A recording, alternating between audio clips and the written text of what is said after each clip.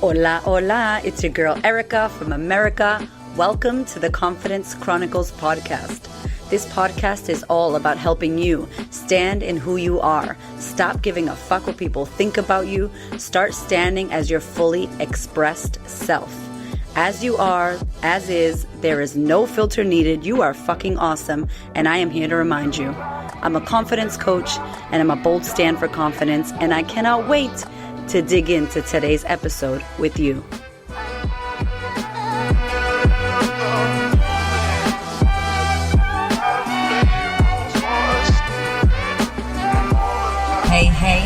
Hey. Oh my goodness, how are you? I am fucking feeling lit. Like, I'm feeling so good. I've been resting. I have been resting. Who am I? And also not resting and noticing my crazy ass and my schedule and just watching, just observing, because I can't change it if I don't see it. You know what I'm saying? So I've been observing, I've been resting, I've been bleeding, I've got my bleed, and I have been paying a lot of attention to this one because it's been a big one. I don't know if you pay attention to your bleed, but it is a game changer. Anyway, I'm feeling great today, and I am singing to myself in my car. I'm just like, living my life like it's golden, living my life. What? Like, I'm just jamming with myself. And I wanted to share on this topic. Today's topic is for the mamas or the mamas to be, because I realized, first of all, I haven't done a podcast about motherhood in a while. It's interesting, isn't it, how things fluctuate and change. And when you're in the thick of having new babies and toddlers and it's fucking crazy and you're just stressed out and no sleep, that's your world. And now I've moved from that world, and that's not my world every day. But it doesn't mean motherhood stuff doesn't still come in. So I thought that I would share with you about trusting your mama intuition. You know, a mother's intuition is not to be fucked with. And it is to be trusted. We need to trust our intuition as mothers. I feel like as women, right? I feel like as people. But for sure, when it comes to your kids, like, don't mess around. Don't mess around. I want to tell you a little story. So my two kids, my firstborn, Raven, you know, your firstborn, you be doing all the stuff you don't know. You're so cautious of things. And so Raven, he was always very friendly, very people person, very like, I want to say like independent, you know, like my little life coach. He's just like, hey, everybody, how are you? You know, very like hostess with the mostest. And so when we put him into care, he was in this little play school thing, Steiner Play School, where we were living at the time. And then I put him into childcare, and he was really good. He was fine with it. It was amazing. You know, he didn't cry much. He was good. And then fast forward to when I had my son Nava, my second baby, who is totally different. He's much more chilled. Like, he's a crazy kid, but he's much more like sussing people out. You know, he vibes your energy. He takes his time to really get comfortable with people. And he's very self-expressed. Like, he will tell someone off. Like, he doesn't mess around. So I didn't want to put Nava in care early because we vaccinated our kids late. We didn't want to do it when they were babies for our own personal reasons. That's a whole nother episode. But we decided we're going to wait and let their immune system be strong. And then we're just going to put them in around the 2-year mark. So Nava, my little guy, was about, I want to say like 2 or something, maybe 2.5 when we put him into childcare. And he really struggled. He was my koala child. Like, he's like a koala bear. Like, he will not let you go. And he's very like, mommy, mommy, mommy, daddy, daddy, daddy. And I'm like, he's going to struggle. He's not going to do well at school. We're going to see how he goes. So obviously, because he struggles with letting go and being attached to us, we wanted to put him in childcare so he could get better at it. Because how is he going to get better at it if we don't challenge him? You know what I'm saying? So we challenged him. We put him in the childcare. We knew like the first month he would cry. When we left, all that stuff would happen. But the educators were so beautiful. They would cuddle him and hug him. And the more and more we did it, the more comfortable he got. So he was going to school 4 days, and then we moved 5 days a week. Now, fast forward, everything's all good. He's happy. Everything's amazing. And you know when you feel something in your gut, like in your stomach, you can just feel like, I don't know about this. I don't know about this. And this childcare that we were at, it was a private childcare center. And they're a big name. So they're all around Australia. I think they're all around Australia. It's called Only About Children. I'm going to go ahead and out them. I'm going to go ahead and say who they is. Only about children. Beautiful place. They got a chef. It's gorgeous. All that jazz.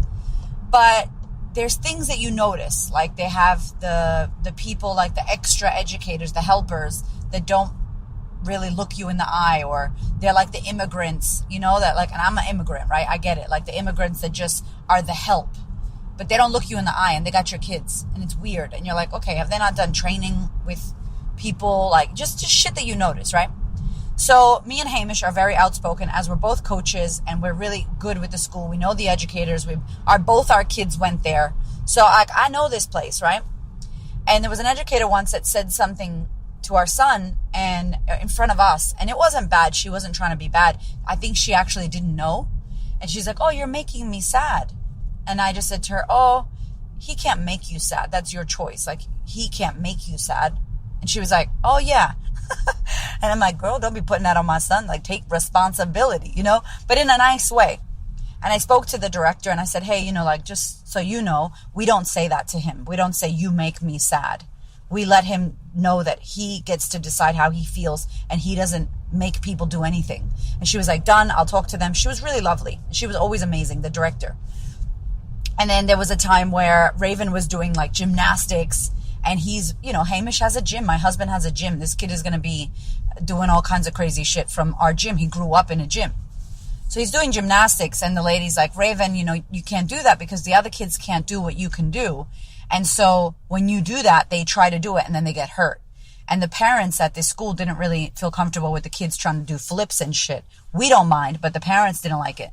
So she proceeded to tell Hamish that, Raven shouldn't do that because then the other kids can't do it. And it's not the other kids, like, it's not their fault that they can't do it, but they try. And when they fall down, they get hurt. And so it was kind of like dimming. Raven had to dim himself. And Hamish went through this as a kid at school. And Hamish was like, yep, cool. When you say yes, but you mean no? We're like, okay, yeah, sure, no worries. Okay, cool, yep, mm-hmm. And then you're like, wait, what the fuck did I just say yes to? So Hamish goes back and says, hey, actually, no. I'm so sorry. I said, yeah, cool, he should dim his light. But really what we're asking Raven to do is to not shine, is to not do what he's really good at, for fear that other kids aren't as good as him. And so he doesn't want to make those kids feel bad. And that's not his business. It's not his concern if the kids can or cannot do it. It's not his concern if the kids get hurt. The kids need to know their own strengths, and Raven knows his strength, and he wants to practice headstands on the wall safely. And if you're okay with that, he's going to do that. Oh my God, she was lovely. Like, she's so nice. I love her. I'm so sad she left. But she was like, amazing, thank you. Like, she was willing, like willing to be schooled, but willing to work with the parents and willing to learn different ways. She didn't have children, the educator at the time, and she obviously left because she got pregnant. So she's having a baby. She just had a baby. We love you. You are the best director in the world, by the way. And she was just the bomb. So what I'm telling you is, we listen to our intuition as parents. And when something didn't go well for our kid at the school, we came up and we talked in a kind way. But we said what we felt, and we made it a discussion versus holding it in and not saying anything. The times where you do that, where you're like, I'm not going to say anything. And I'm like, say it. Like, you need to be expressed. And you don't have to be an asshole. You can be nice about it. But it also helped the school, because then the lady got to teach her staff that shit wasn't okay, or that there's a better way to do it. So now Raven's gone. My eldest is in proper school now. He's 5 years old. So he's in primary, which is like the kinder school, like grade, I don't know if it's grade 1. It's prep. They call it prep in Australia, which is really confusing. I believe it's like kindergarten in America. But basically he's 5 years old. So he's in school. He's got his little uniform on. He's doing his thing. Nava is in the childcare by himself. And that's fine. Nava does not care. He's like, see ya. I didn't even miss you. He's good. But then our beautiful director goes off to have a baby. And she had, when someone holds the culture of the company, usually the head person holds the culture. And she was the head. And she held that culture of that place. She was kind and loving. And when you walked in, she'd be like, good morning, how are you? She would have a chat to you for like 20 minutes. Like, just really beautiful, genuine, and caring. And I look at shit like that. Like, if I'm going to drop my kid off at the school, how the fuck does the staff look? Are they grumpy as hell? Do they not make eye contact with me? Like, if you work at a childcare center or you're a teacher, like, be aware of your energy. You know what I'm saying? Like, I'm dropping my child off to you. Like, you have my precious, like, this is my treasure. and you're not going to look me in the eye? Like, that's crazy. So she was amazing. She really had the team good. And then because she was amazing, people who weren't that great left, and people who were awesome came and got attracted to the school. So she gets pregnant, which I'm so happy about because she's going to be the best mother ever. We bought her like the most beautiful gift. We really love her. She was amazing. And she's about to leave. And I'm scared. I'm like, oh God, she's leaving. Who's going to take over? I'm thinking like, oh, it'll be fine. Someone will take over. All of a sudden, she's gone. There was no one. There was like a middle person for a little while. And then this lady takes over. And this lady had a different vibe. Straight away, you could feel the vibe. I didn't know she was the director, number one. I didn't know anybody was at the front desk, number two. Nobody says hi, good morning to you. You don't see anybody at that desk. And if someone's at the desk, they don't make eye contact. They're staring at the computer. Then all of a sudden, people started leaving. Like educators that were awesome, that we loved, started leaving. And new people came in, which is fine, right? This shit happens. Staff turnover at childcare centers. Hello. Like that happens, right? All the time. Like a cafe, like a hairdressing place. Like this shit happens. Like a gym. It's fast staff turnover. I get that. But they attracted these new people who were just strange. They just had strange vibes. And remember, my little man, and our kids got vibes, yo. Our kids vibe. When your kid's like, I don't like it, you need to listen to your kid. So I'm like, I'm listening to my son, and I'm realizing that we're dropping him off, and he's crying again. Like he doesn't want to be there. And we meet this educator, and he just so happened to be a male educator. And I don't think there's anything wrong with male educators. I think it's great that they see males and females educating. But this male educator has this energy about him that does not feel good.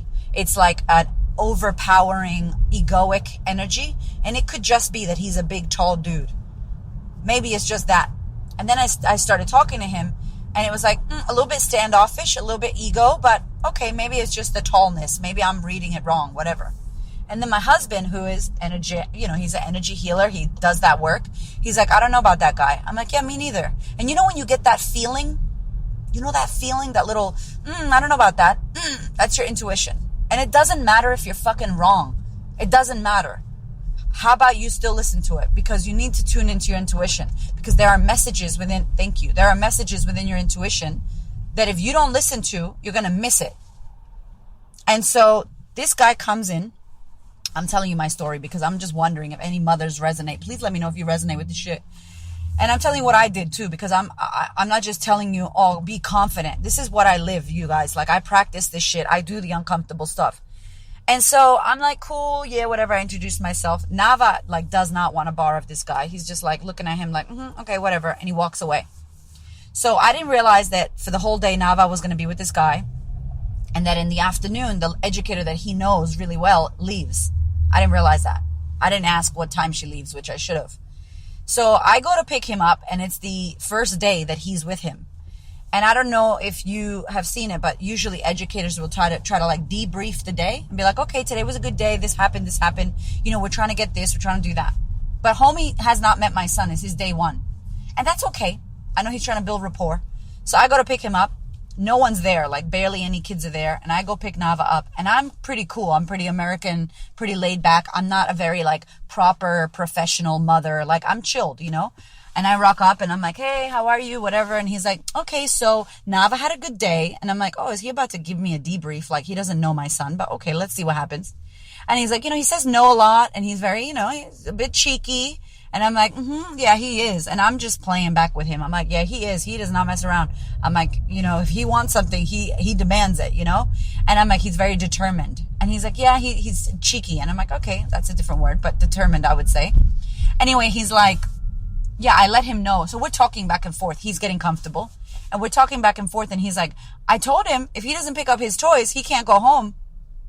And I was kind of like, I don't know how that felt to me. I'm like, oh, you told him that. Okay. It felt like my husband would say that or I would say that. But I wouldn't expect an educator from a childcare center to say that. Threaten a kid. If you don't pick that up, you can't go home. It sounds like nothing, right? But when you think about it, if you're a child and this man who you don't know is supposedly your educator, your provider looking after you and says, if you don't clean that up, you can't go home. What the fuck? And I didn't let it sink in because it was so fast. It hit me oh. And I was like, I'm like, yeah, did you clean it up? And I'm pretending. I'm like, did you clean it up, Nava? I hope you cleaned it up. And then he's like, yeah, remember, if you don't listen, you don't get any treats. And he keeps like, if you don't do this, you don't get that. And I'm like, okay, that's enough. I'm like, cool, thank you. Have a good day. I'm leaving. And I had left. And I just sat in the car and was like, I don't like that.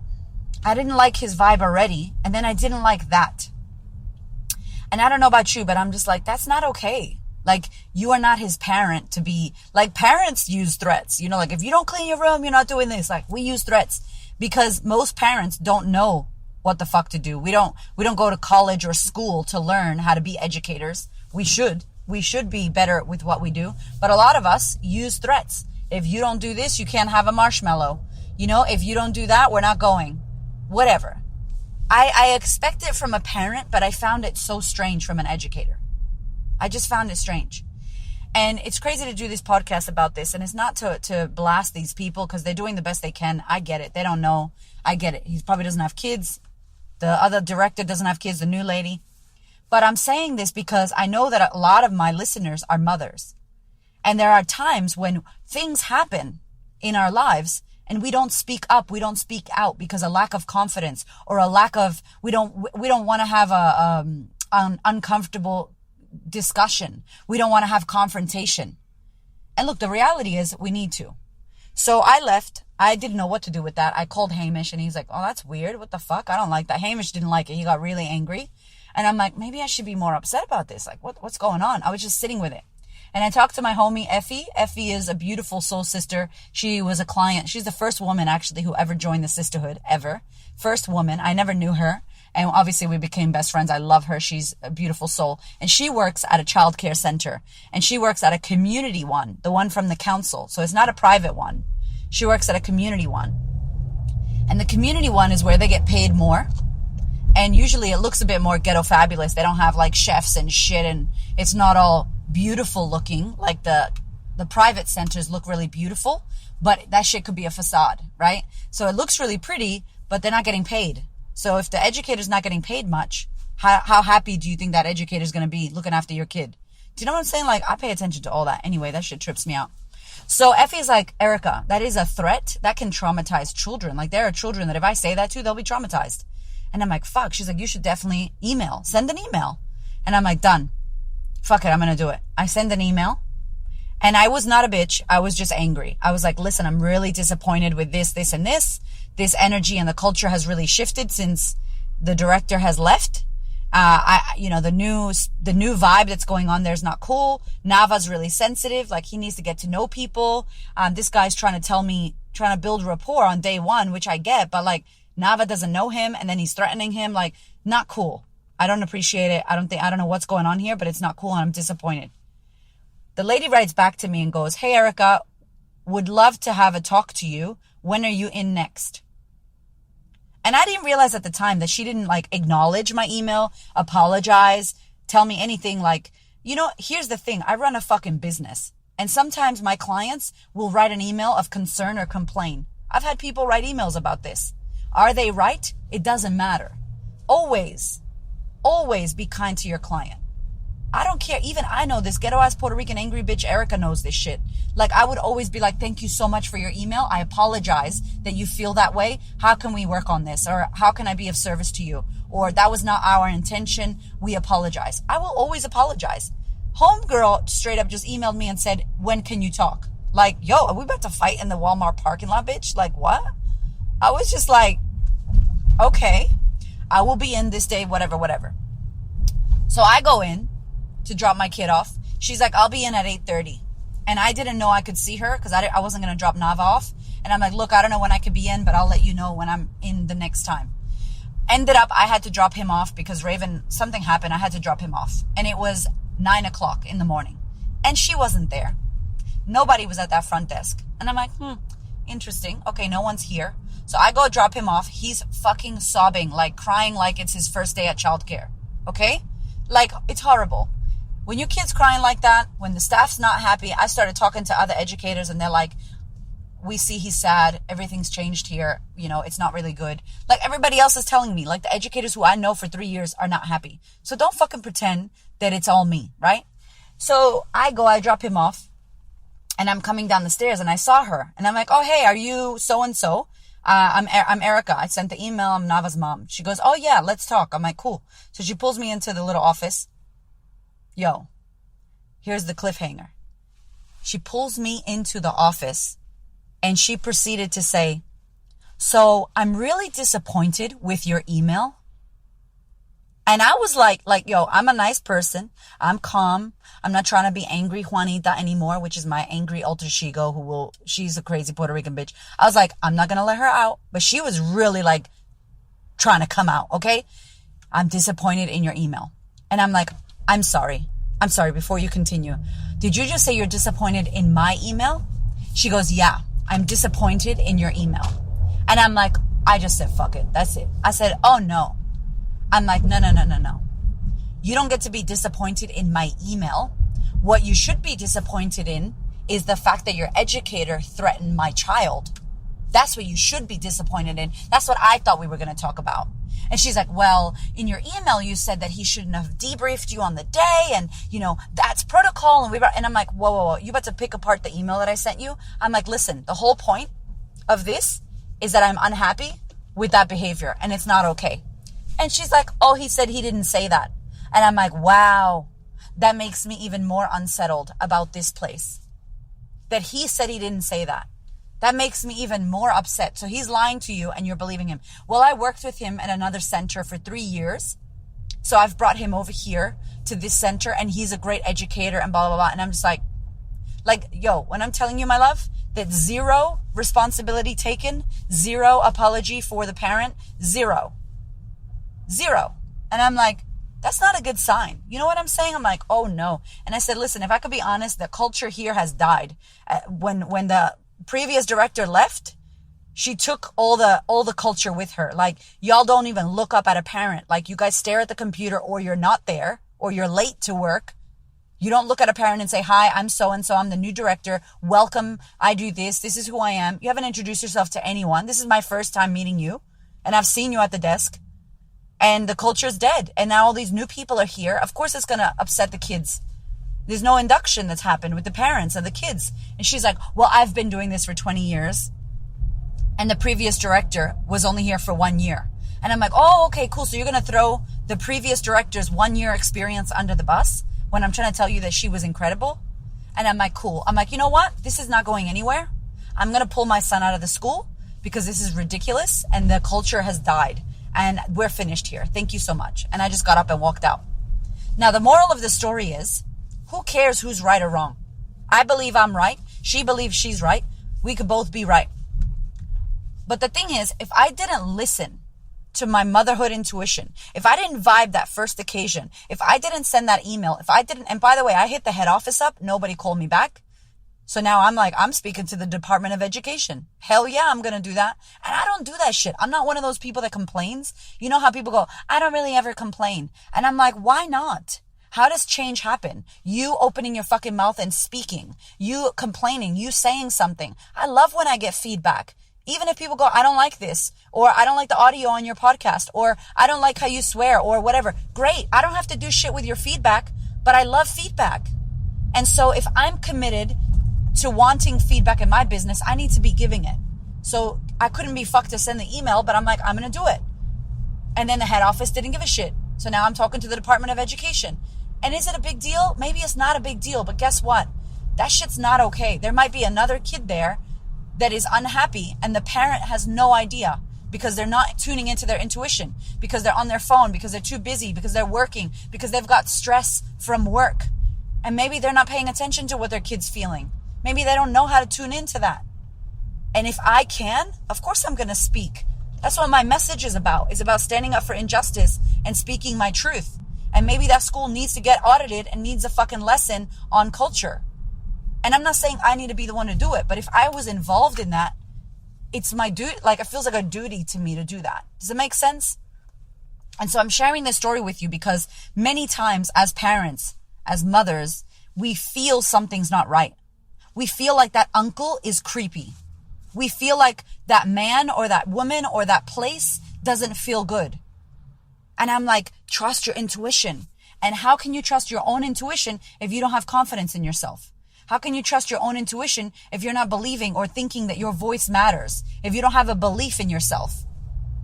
So this is a story about my kid and childcare, but the reality is, beneath the lessons of this story is mothers need to trust their intuition. Which means we need to trust our fucking selves. We need to tune into how we feel. We need to be willing to piss people off. We need to be willing to say no. We need to be willing to ask questions and speak up and have difficult conversations with places that we don't agree with. With your fucking family, with your childcare center, with the school, with the sports places. If your kids are in sport, like, don't mess around. I said to Hamish, I'm not fucking around. In my kid's school, I will be all up in there. And I want to give a shout out to Nikki, who works with us. And she runs the operations at Queen of Confidence. She is the boss bitch. She's got 4 kids. And she is all up in her classrooms. She is all up in those teacher meetings, asking questions, saying no. She knows everything that's going on in the school. Because she knows her children. And she knows how each and every one of her kids learn. And she knows that the anger is not good for her eldest. And she knows that the youngest doesn't like to read. Therefore, he needs a teacher who can be fucked to find different ways to help him read. Like, she's on it. And if she was worried about people pleasing and not being nice and worrying about what the teachers are going to say or what the teachers are going to think or what the other moms are going to think, then she wouldn't be able to be of service to her kids. And so that's what the podcast is about. It's not about me and my childcare bullshit or drama. I'm not telling you it to cause drama and talk shit. You know, God bless all those people at that childcare, whatever. My kids were happy there when they were there. I since have moved him to a new space. And I'm picky as fuck about the new space too. I'm like watching how many kids per educator. You know, like, I'm picky because I don't want the same mistake to happen. So I will move his ass again if I have to. I will move him until I feel that he feels good and he feels seen, heard, and validated where he is. And until I feel like it's a good space for him. And so that's the invitation here, is to check in and tune into your own voice, your own confidence, your own self-belief. Listen to your motherhood intuition. Listen to your woman intuition. That womb that you have, whether you made a baby or not, is the space where our intuition and our creativity lives. So we need to be listening to that inner voice. That's the message of today's podcast. I fucking love you, and I hope you have a beautiful week. My love, before you go, I really want to share this incredible opportunity with you, because if you're loving this podcast, then you will most likely love working with me for the next 12 months in the sisterhood. It's my year-long coaching experience, and I have really good news because we have shifted and changed the pricing. There is a new offer for 2021 because I know how many people struggled in 2020 financially, and I also know how much shit came up for us that we all need to be working on. So, year-long coaching program, the sisterhood with me. You can join in person if you live in Melbourne or you want to fly to Melbourne 6 times a year, or you can join online where I coach live for the 12 months. You have me as your coach. You can hit me with any problems or questions you have. We coach live for 2 hours a month. It is next level shit. The community is incredible. If you want to learn more, head to my website, thequeenofconfidence.com/sisterhood, SISTA, sisterhood. I can't wait to welcome you. Thank you so much for listening. I so appreciate your ears, your time, your energy, and your attention. Please do me a favor and head over to Apple iTunes. Subscribe so that you don't miss an episode. Share this episode with a sister who you know needs to hear it. And if you feel called to, leave me a review. I'd love to know what you think about the podcast. I'd love to know how this information is helping you change your world. Thank you so much for being here. I know that there are many podcasts you could listen to, and I really appreciate you listening to mine. Have a gorgeous week, honey.